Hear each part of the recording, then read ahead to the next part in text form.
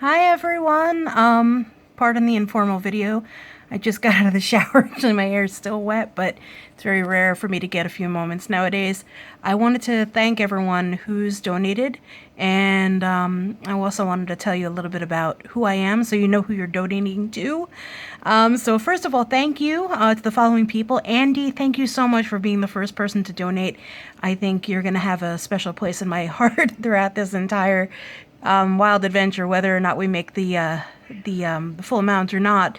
Thank you, Marie. Thank you, Danielle. Thank you, Julie, Karen, Grace, Catherine, Olga, Ashley, Stacy, Frith, Bethany, Erica, Sherry, Patrice, Amanda, Laura, and Carrie. I am very, very grateful for your donations, and I wasn't expecting this many people to donate. So just to tell you a little bit about who I am and how I ended up in this mess, I am a very, very fierce David Bowie fan. I think I'm a child of the 80s, so the first album I ever heard in full was Let's Dance. That's just, when I was born, when I first became conscious of music, was around the time that album came out.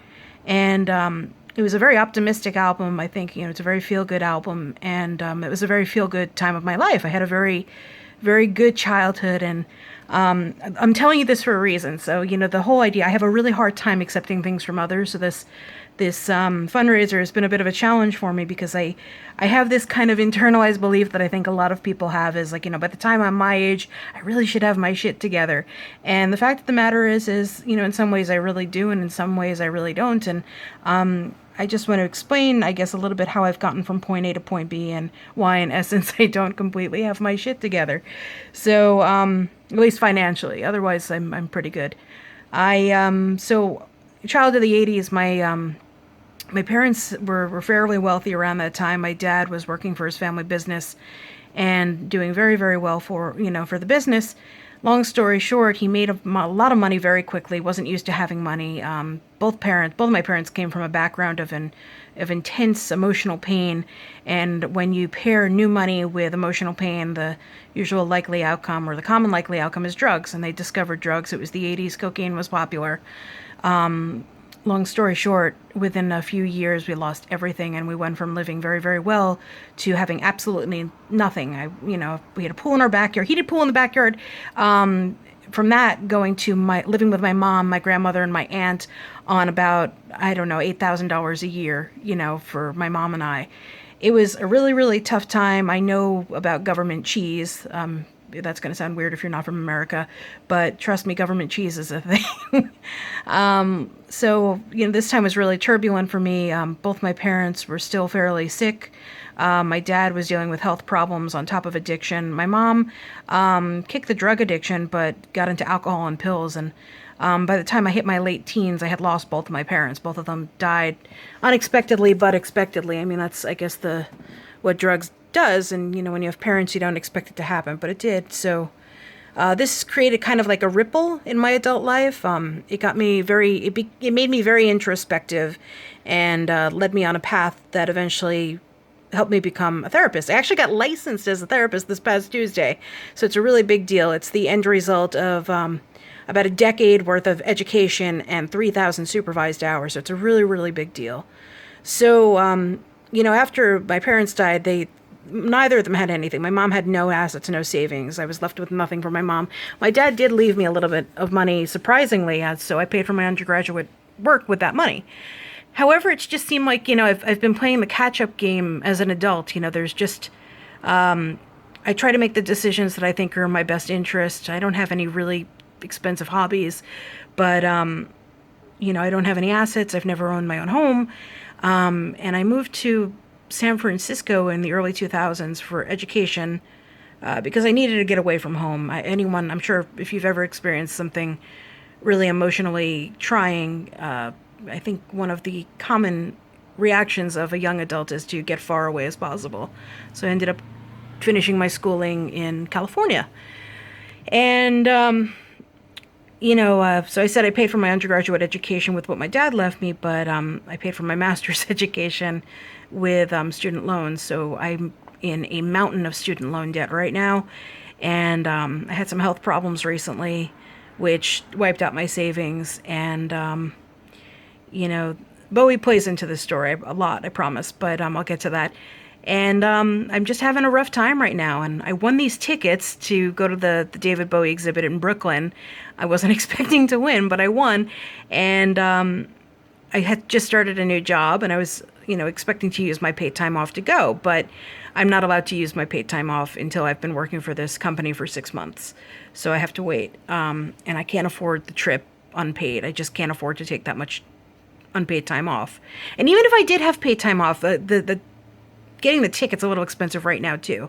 So the stars are not lining up for me at all. And I started this fundraiser at the advice of another Church of David Bowie member. I didn't think anything would come of it. It felt really vulnerable, and I did it anyway. And I'm shocked that so many people, I'm shocked and overjoyed that so many people have donated. So, I said that the first album I heard from Bowie was Let's Dance. The one that I first dove into, like soul first, I guess, would have been The Man Who Sold the World. I was 14 years old in 1994, and that's when Kurt Cobain died, and he had covered the title track, The Man Who Sold the World, and that's what kind of piqued my interest on the older David Bowie albums. And I was enchanted. That's the best word I can use. And I saw Holy Holy recently when they were about a year ago, I guess, when they were in San Francisco, and they covered the entire album, and the whole evening I had goosebumps. I felt like I was in another world. And, David's music has meant the world to me. It's, I could be cliche and say that it's gotten me through some really difficult times, but that really doesn't capture the essence of my connection. I think it's more, there's two major levels that for which I love David Bowie. One of them is he lived fearlessly as himself. And, sometimes people say, oh, I wish I was like so-and-so. And I've certainly had people, in the world I felt that way about, like, I wish it was like so-and-so. And I can't think of any right now because I haven't really felt that way since I was a teenager. But David Bowie was never, I want to be like David Bowie. It's like, I want to be as actualized as David Bowie. I want to be as Sarah Dardick as possible. And I think he just had such a life that was so well lived.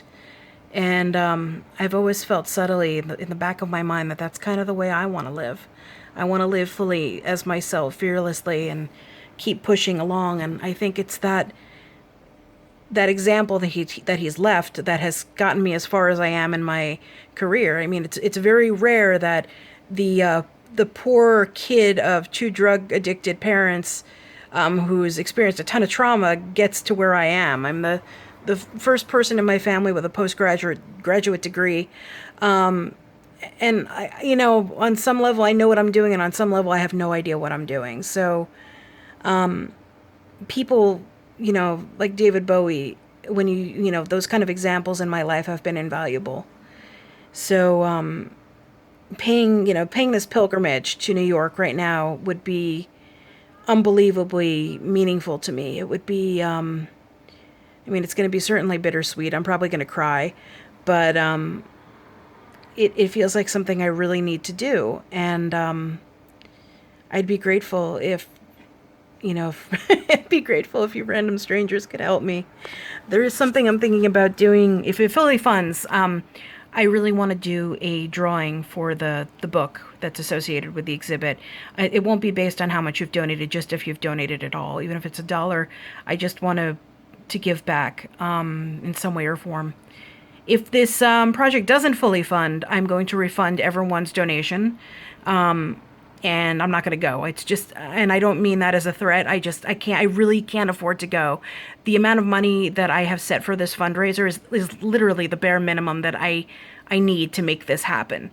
So if it doesn't fund, I can't go. And I'm okay with that. I really am. I wasn't expecting this to go as far as it did anyway. So yeah, I guess that's it for now. If you have any questions for me, please ask, whether it's about David Bowie or it's about me personally. I'm happy to answer. I know it's a little weird to give money to a stranger, and honestly, no pressure either way. But if you donate and you have a question, Please ask. I'm happy to answer. Next time, in a little bit, I'll post a video. Like once we hit the halfway mark, I'll post another video. I'll tell you about the really profound dream I had. Sorry, I know that's probably a little woo-woo, but I did have a really profound dream with a ton of symbolism in it. After David Bowie died, about 3 months after he died.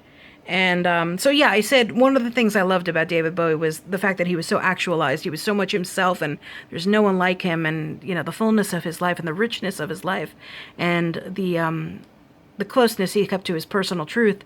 The other thing that I love is the incredible symbolism in his music, and his connection to the zeitgeist and of the times. And I think a lot of the time people describe him as a chameleon, and I don't think he's a chameleon I don't think he was a chameleon at all. I think he was just connected to kind of the global consciousness in such a way that who he was became the world, and the world kind of filtered into him, if that makes sense. And I love that about him, and there's not many people in existence who hold that as strongly as he did. I mean, Andy Warhol comes to mind. I didn't appreciate Andy Warhol until I started appreciating David Bowie. But I think there's only a handful of people in every lifetime that are so gifted and in tune with their world and have such a lust for life that you need to hold them sacred. And when he passed, it was devastating to me because he was such a part of my world and the worlds of others that I just couldn't imagine him ever dying. I never thought about it. It never occurred to me that it would happen. And I hurt for the loss of him.